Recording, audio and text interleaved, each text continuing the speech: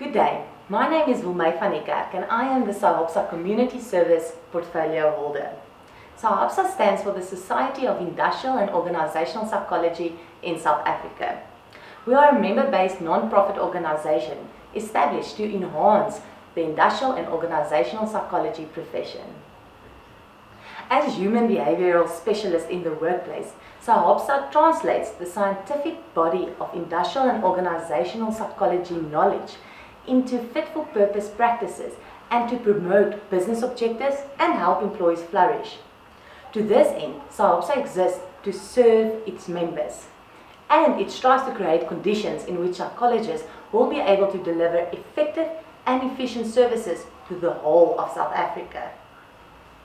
Our mission is to develop a fair and humane workplace and to enable people to reach their full potential. And lastly, to experience a high quality of work life in South Africa. Next, we will have an interview with Prof Cara Jonker from the Northwest University on career development. Today's topic is career development in the new world of work. And joining us today is Professor Cara Jonker from the Northwest University. Prof Cara's research interests are career counseling, psychological evaluation, and emotion management at work. She is an NRF-rated researcher and was a runner-up for South Africa's most influential women in business and government. She is the author of various book chapters, published proceedings, and scientific journal publications. She also serves on the editorial board of both national and international journals and is a research fellow of the World Business Institute of Australia. She holds a PhD in industrial psychology, and her passion is also to do some career or community work, at least in the Northwest University or in the Northwest Province.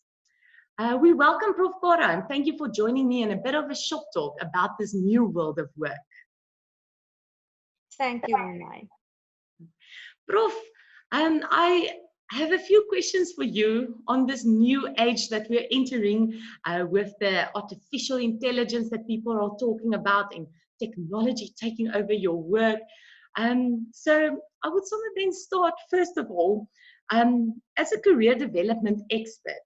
What do you think is good questions to ask when you want to choose a specific career today?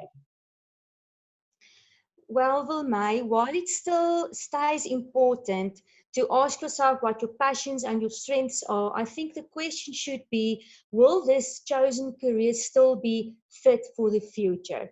You will need to ask yourself the question, will this career still be relevant in 10, 15, or 20 years?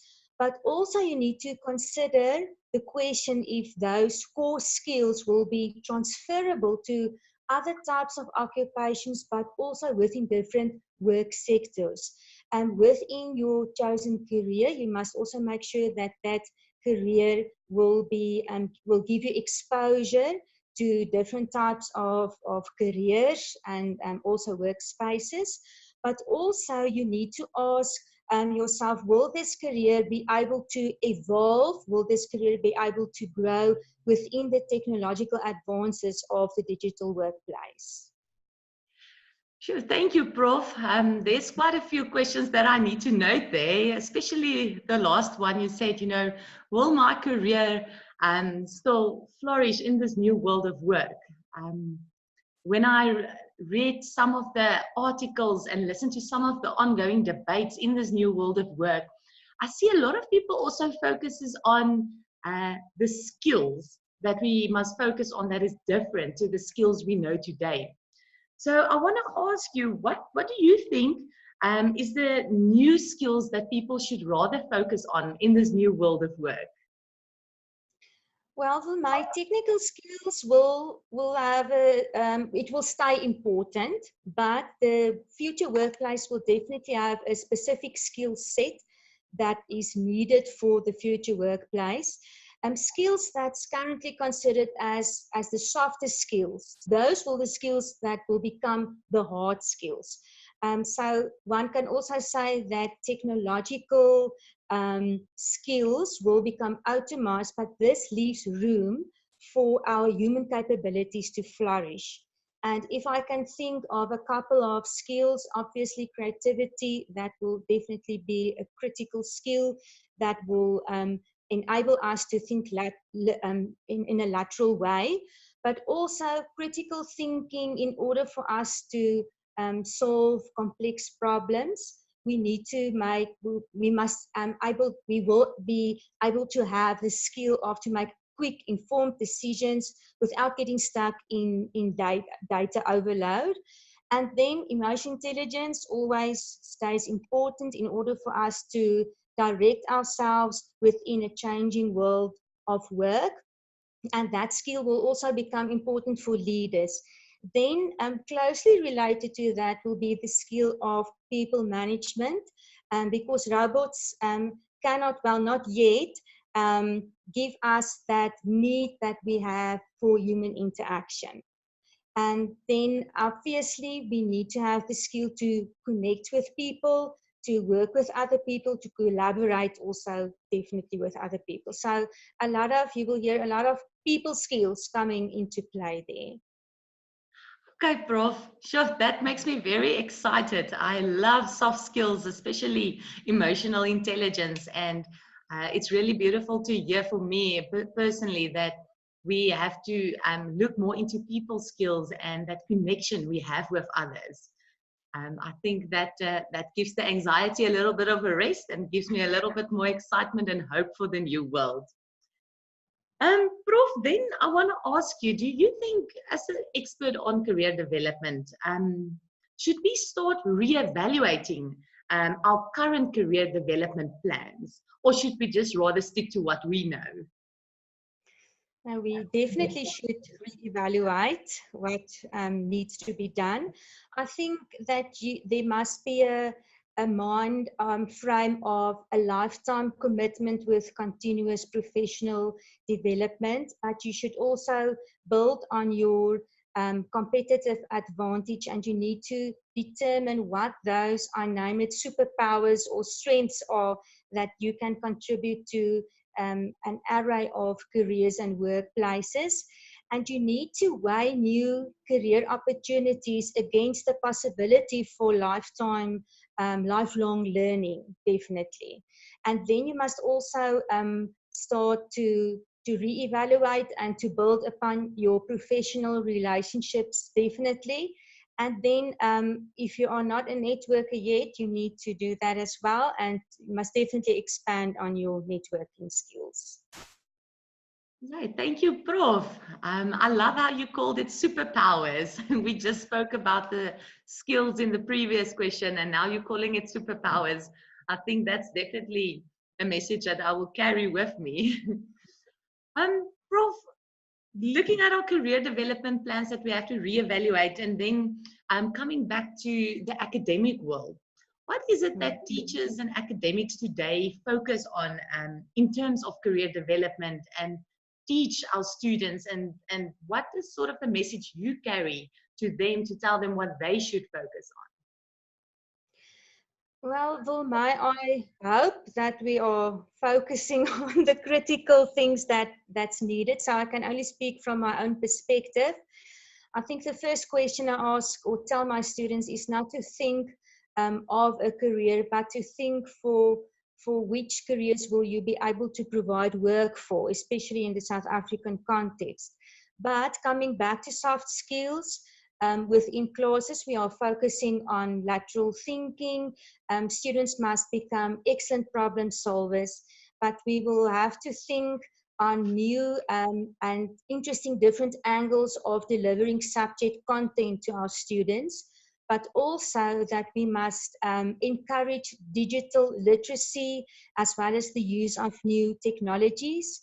But we should encourage a skill set rather than encourage a different, only focusing on one occupation or only focusing on one type of skill or one type of career.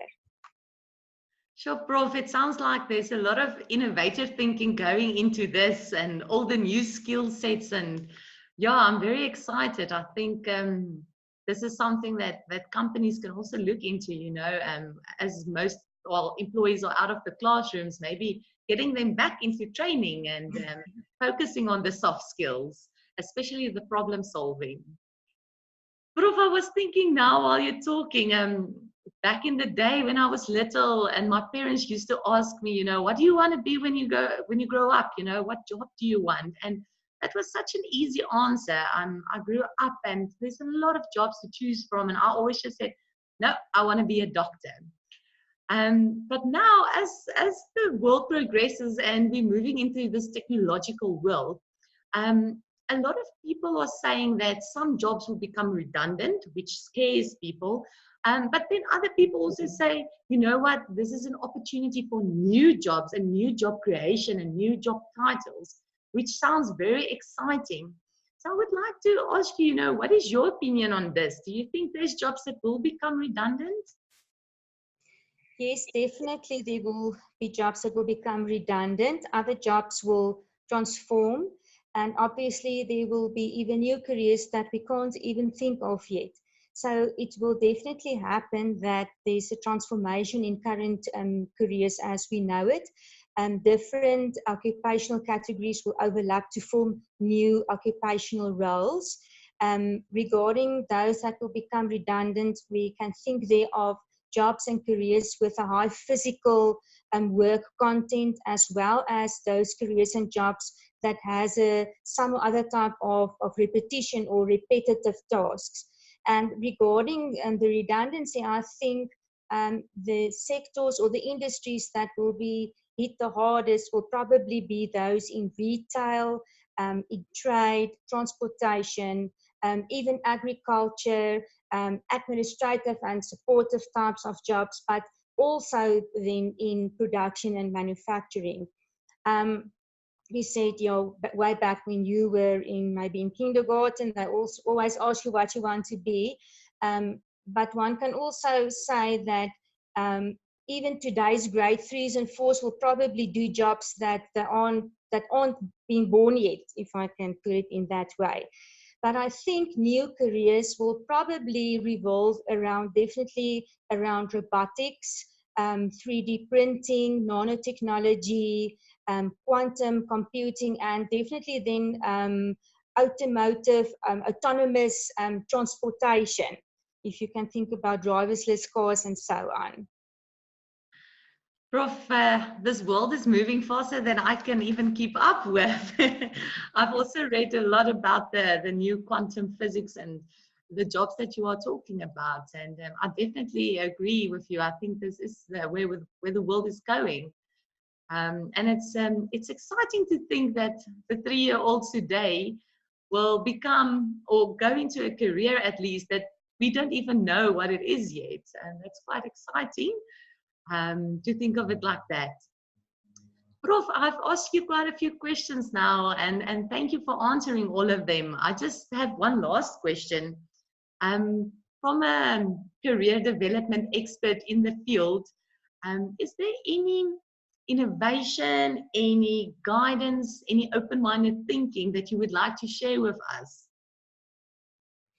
Wilma, I think you've said it when you said open-minded thinking first of all, definitely important. You must make sure that you are employable, but more so that you stay employable. And for this to happen, reskilling and continuous professional personal development must become the norm.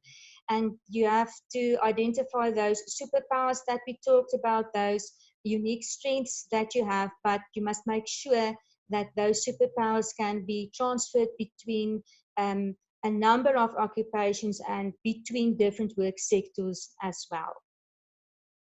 Oh, Prof, thank you so much. I made quite a few notes here on all of these things. It seems like something that must be implemented sooner rather than later.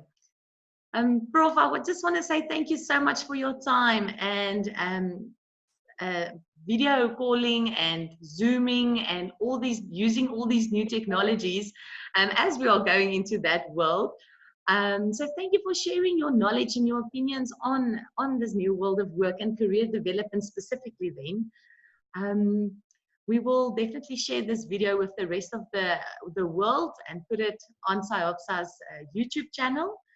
So thank you for that. And just In Helen Keller's words, she said, alone we can do so little, but together we can do so much. So thank you so much for sharing. Thank you, Wilmai, and thank you also for using this new technology that we are using today as well. Keep well.